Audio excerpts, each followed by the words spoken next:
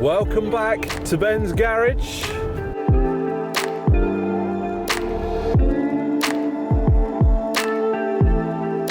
Today's video is going to be something a little bit different.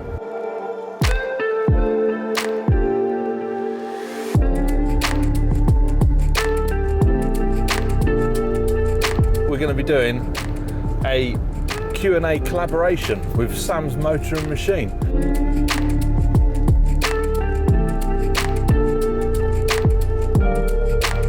He bought the cheapest 4.4 TDV8 in the UK.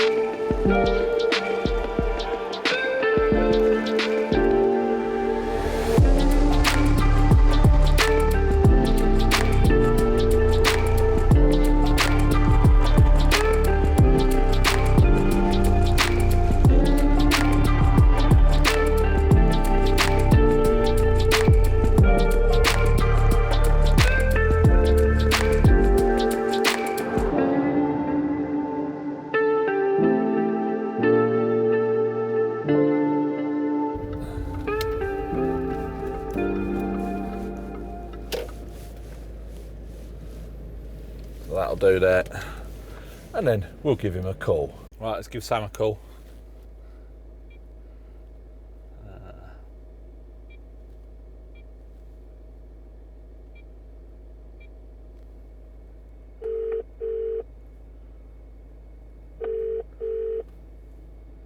Hello.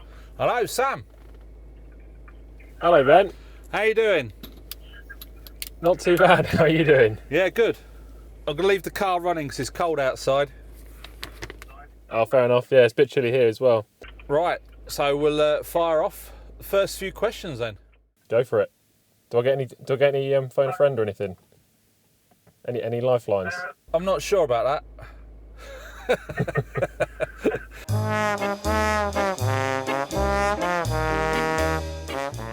When did you first become, how and when did you first become interested in Land Rovers? Yeah, that's a good question. So my first experience of a Land Rover wasn't actually a Land Rover. It was actually a Range Rover.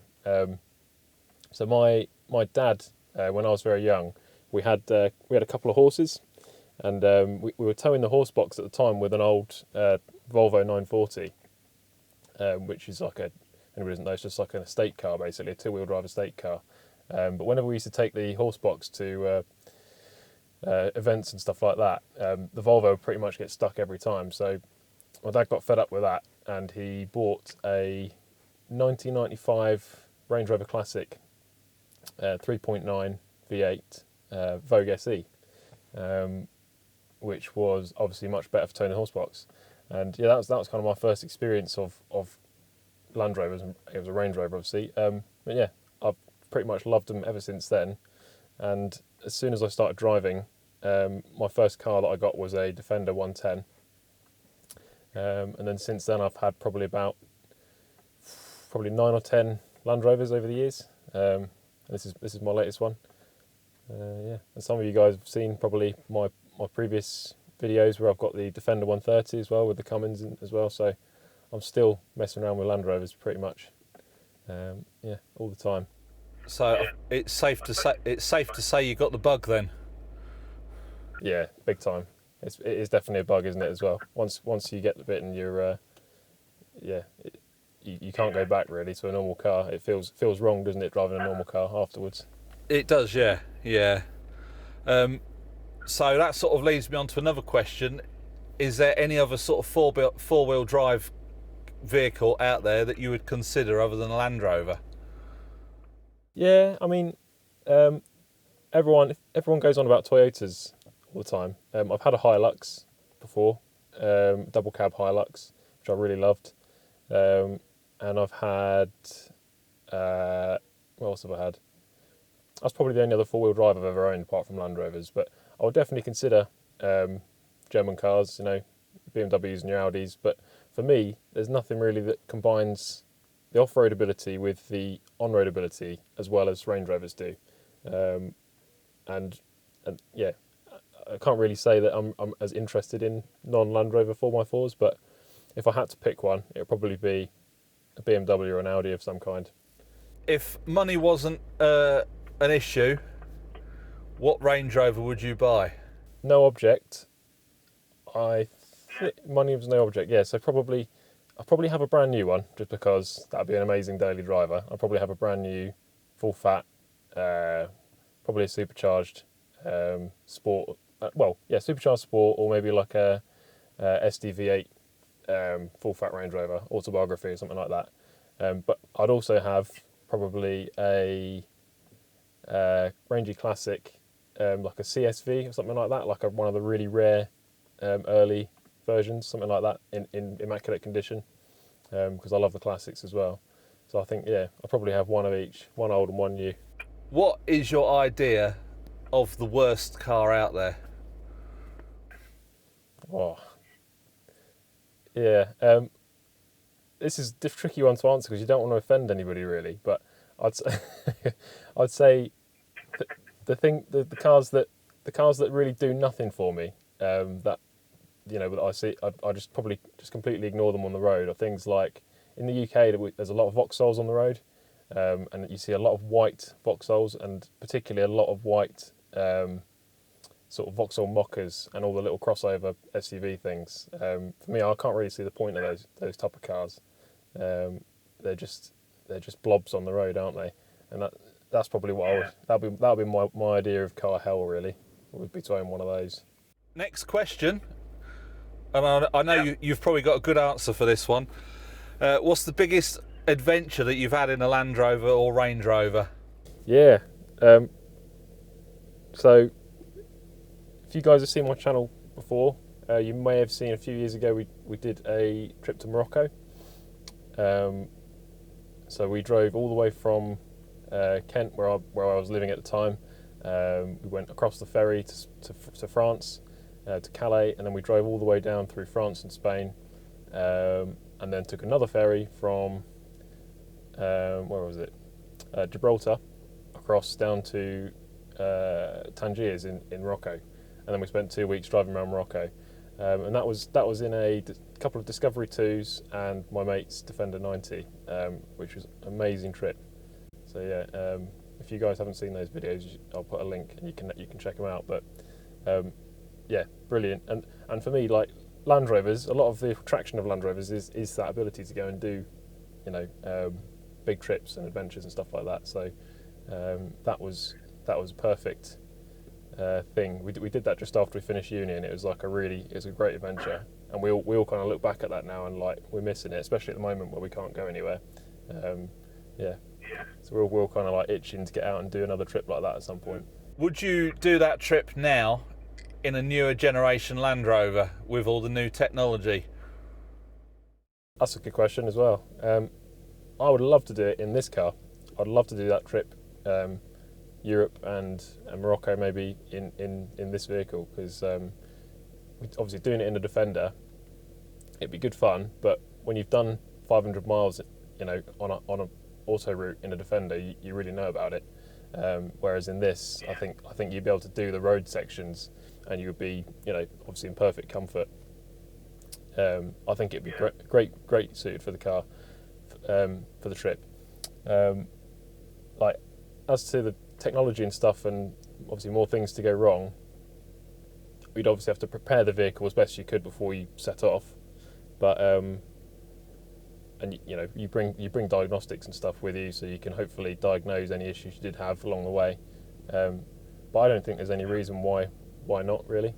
And I quite like the idea of sort of overlanding in comfort. Definitely, yeah. That sort of car-related stuff. Aside from spannering on cars, what are your other hobbies and interests? cars probably make up a lot of my hobby, especially at the moment. I don't really have a lot of time for anything else, but when I do, I've got a few remote controls. I've got a few little RC crawlers and stuff, which are basically little 4x4s that you can take off road and pretend you're driving a real 4x4. And I'm building a little model Range Rover 4x4 that's going to be a crawler as well. So and then apart from that, I do stuff with computers. I build computers and mess around with computer hardware and stuff like that. That's a bit boring though. What else? Play some games, computer games, like everybody else. What is your occupation? What do you do to earn a living? So I'm not a mechanic, as a lot of people keep trying to say I am on the comments. If you see the way I work on cars, I'm not a mechanic. I'm just a bloke who likes to work on his own cars.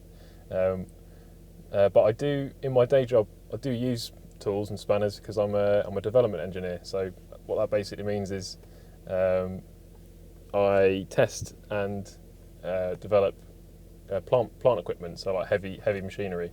So it's a bit like JCB. I won't mention the brand name, but if you basically imagine JCB's machines, we build stuff like that, and I test and develop the new products and stuff like that. So it's a fairly hands-on role. So I guess I get a bit of practice on the spanners doing that.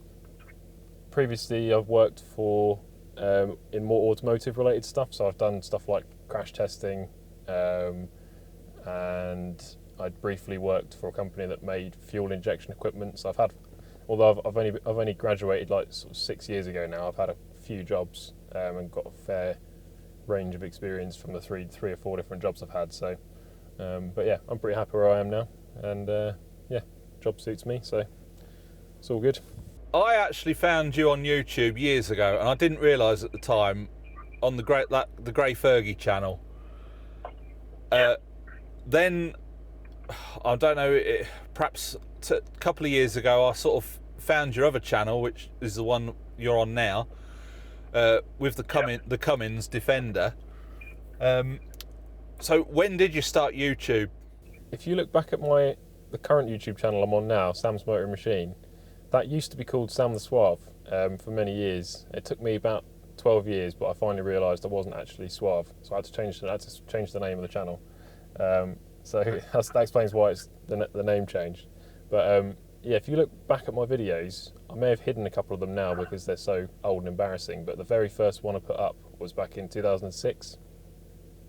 And it was probably just some nonsense. I think that I recorded with my brother, and we just uploaded stuff for fun, really. I started uploading like Land Rover based stuff when I first started driving, so that was back in about 2009, and it was just a few green laning videos and random bits like that. Couple of videos of my discoveries that I had, and then fast forward a bit further, we did the Grey Fergie challenge, as you said. That was on another channel. I'll put a link if you guys haven't seen that. That basically was involving driving a tractor from Land's End to China Roads for charity, for Help for Heroes. So yeah, that was brilliant. And then I did another video series on my Cummins Defender, which some of you guys also may have seen, in about 2015, starting around then. But that was kind of, I've always struggled to get videos out regularly, so I would probably only do a video once every 3 or 4 months, or maybe even longer than that. Cummins videos weren't very regular, so I don't know if that really attracted as much of a audience as it might otherwise have done if I was doing more regular updates. And then I sort of stopped for a while, for a couple of years, and then when I bought the Range Rover, obviously we were in lockdown at the time, and I didn't really have much to do, so I thought I'll start doing YouTube videos again. Just didn't expect it to be, anybody really to watch them with that much interest, but I thought I'll basically log my experience of buying and owning this car, good and bad. It'll make decent content, and I like to be able to look back at cars that I've had in the past as well. So that was really the reason to start doing it again. And yeah, people seem to be enjoying it, so I'm going to keep doing it. What are your future plans for YouTube? Ultimately, I think I've said this in a video before. My ultimate goal would be to be doing well enough on YouTube that I'll be able to buy vehicles and make content. So it might be along the sort of same sort of lines as a few other YouTube channels where they buy cars cheaply, do them up, and then try and sell them for a profit. That kind of thing, like a car flipping channel, if you like. But then also go into more detail on certain vehicles, like vehicles that I'm interested in. Obviously, Range Rovers will probably feature, Land Rovers will feature,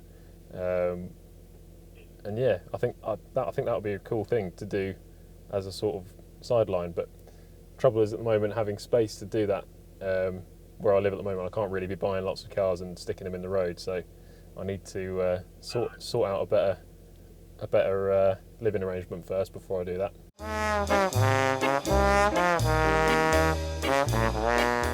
Right, so I've got a list of questions here from the viewers, mainly from your channel. So this first one, I think I'm going to pronounce this name right. Kieran Shannon asks, do you think the P38 is an underappreciated Range Rover, and do you think it deserves the reputation? Yeah, saw that question. That's good. I think it is underappreciated, but I think at the same time it probably does deserve a bit of a reputation. I think it's underappreciated because if you look at what other 4x4s were available at the time the P38 was around, I don't think there's anything really that can touch it in terms of, how good of a car it was really. They were amazing off-road, really comfortable. They were as comfortable as luxury cars of the same time. So I think when they're working correctly, they're brilliant cars. And I've owned one, and I've owned two.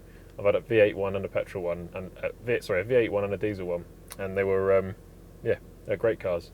But yeah, at the same time, I think like all sort of complex vehicles, they need to be looked after properly in order to get the best out of them. So I think being at the age that they are now, you could easily buy something that needs quite a lot of work, which I think is where the reputation comes from when people buy cars that haven't been maintained properly or looked after properly. Next question is from Will Lowbridge, or Lowbridge. Yep. When doing a lot of work to bring an older vehicle back to better reliability or looks, how do you keep a positive mindset and justify the work and the money that you plough into it? How far do you let it go before you sort of walk away from it? I know, yeah, and I guess he's kind of referring more to my car than yours there, being that mine's, yeah, because it's a high mileage car. I know what you're saying, and it's not in the best sort of cosmetic condition as everybody's seen. I guess what he's saying is, how do you know when to stop ploughing money into it, pretty much?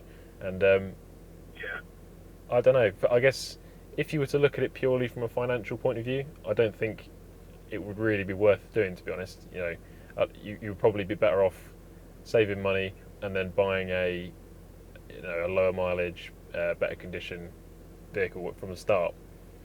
But for me, the actual process of bringing a car back and improving little bits here and there, like when I did the steering wheel, cleaning the interior up and stuff like that, doing all the mechanical bits I've been doing, that's the actual process itself is enjoyable for me. Like I enjoy doing that, and of course it makes good YouTube content as well for you guys to watch.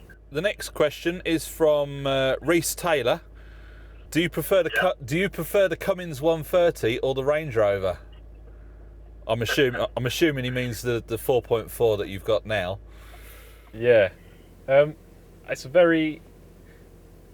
a good question, but it's a difficult one to answer because they're not really vehicles that you'd sort of directly compare.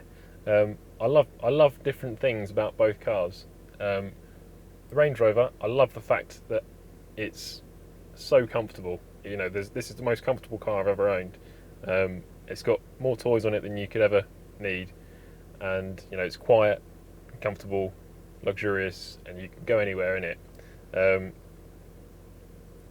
Defender, it's a completely different kettle of fish. If you've ever driven a Defender of any kind, you'll know that they're basically like driving a truck. They're noisy, rattly.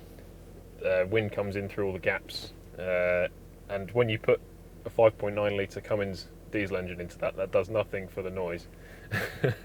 So it's totally different beast, really. But if I had to pick one to keep of the two, it would have to be the Defender, I think, because I've put my sort of heart and soul into rebuilding that and getting it to where it is, and I think ultimately I'm more passionate about that vehicle than this. But that's not to say I don't love the Range Rover.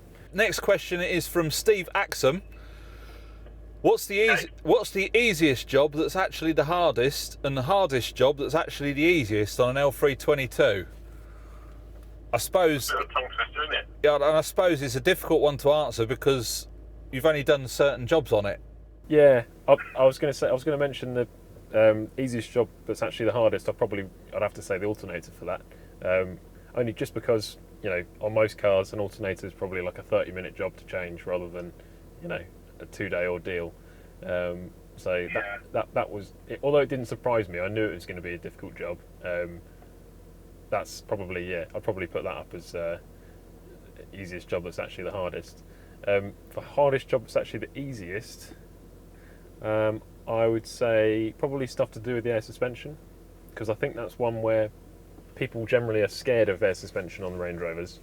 They think it's this crazy complex system that nobody can fix, and it's break down constantly. But for me, that's one of the things that I find it's simple to work on. All it is airbags, plastic lines, and valves.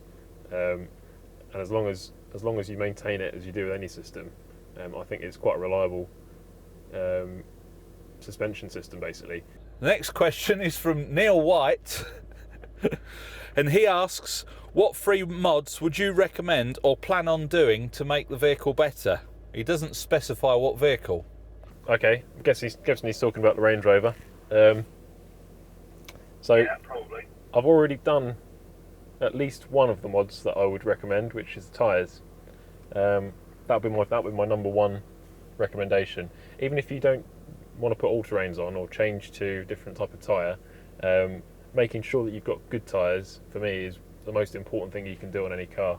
So that would be the first thing I'd do, is to check that the tyres are, not too old, all matched all round, and just because if you don't have good tyres, you're not going to get the best out of any vehicle. So that'd be where I'd start. Secondly, I would probably talk about EGR deletion, which I think is something that Ben's covered. You've covered on your channel, Ben, with your 3.6.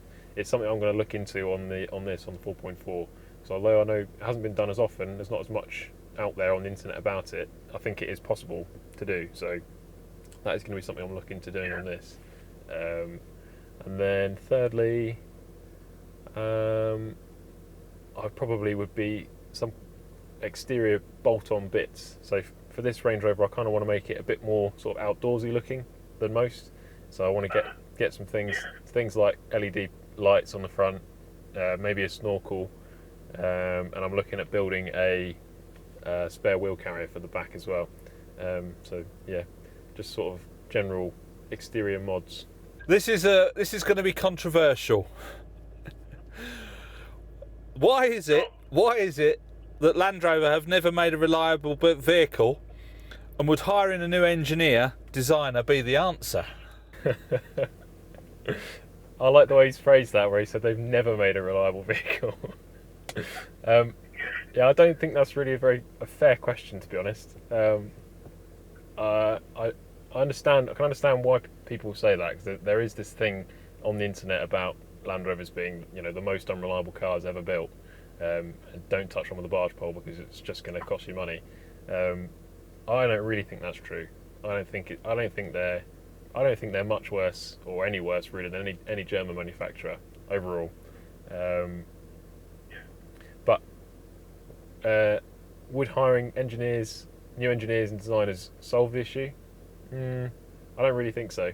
I think engineering is one of the things Land Rover does the best out of any car manufacturer.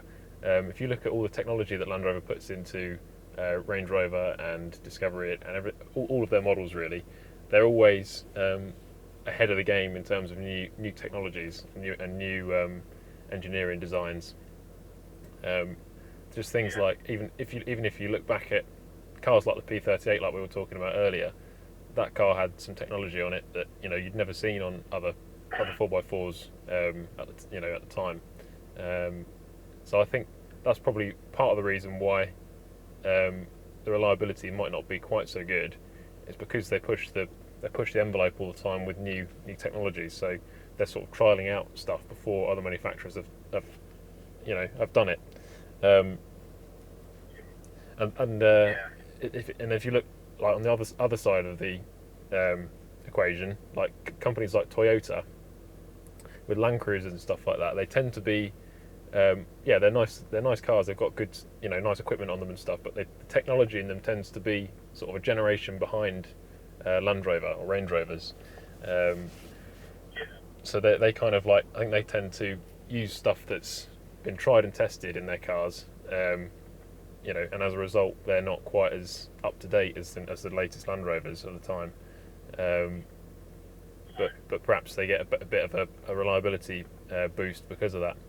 But I don't think they've never made a reliable car. I think there's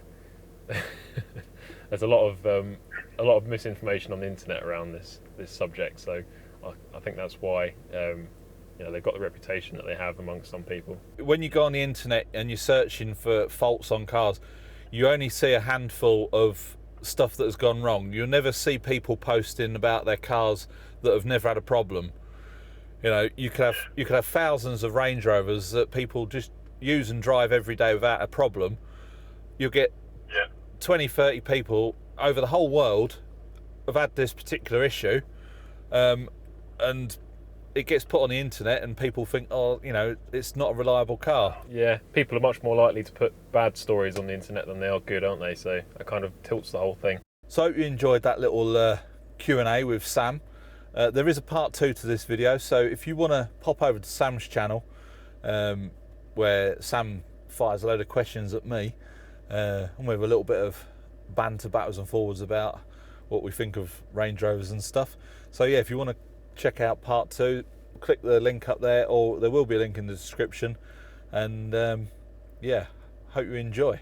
So please give it a big thumbs up, subscribe if you haven't already, and we'll catch you in the next video. Bye for now.